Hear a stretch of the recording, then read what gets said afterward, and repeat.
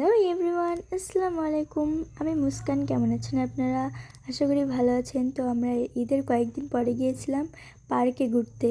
আর এই পার্কটাতে ঈদের দুদিন ধরে অনেক ভিড় হয়, সেজন্য আমরা কয়েকদিন পরে এসেছিলাম। তাও অনেকটাই ভিড় ছিল, আর আমরা টিকিট কেটে ভিতরে ঢুকেও পড়েছি।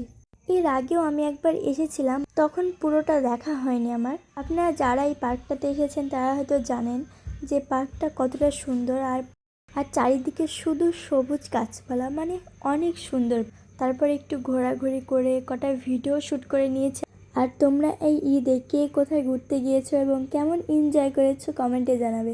আর আমি তো ভীষণ এনজয় করেছি এই ঈদটাতে।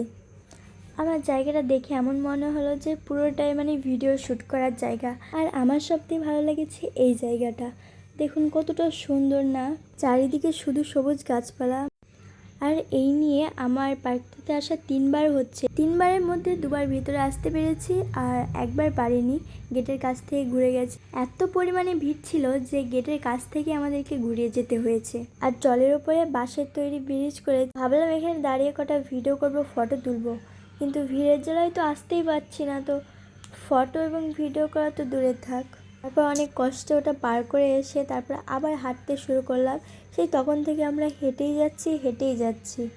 তারপর অনেকক্ষণ হাঁটার পর একটা বসার জায়গা পেয়েছি, তো সেখানে বসে আমরা কিছু খেয়ে নিলাম। তারপর খাওয়া শেষ করে কটা ভিডিও করে নিলাম। আর ওখানে আমার অনেক ফলোয়ার্সদের সঙ্গে দেখা হয়েছিল। তারপর তাদের সঙ্গে কটা ছবি তুলে একটু ঘোরাঘুরি করে তারপরে আমরা সেখান থেকে বেরিয়ে আবার বাড়ির দিকে যাচ্ছি। তো বাই, আল্লাহ হাফেজ।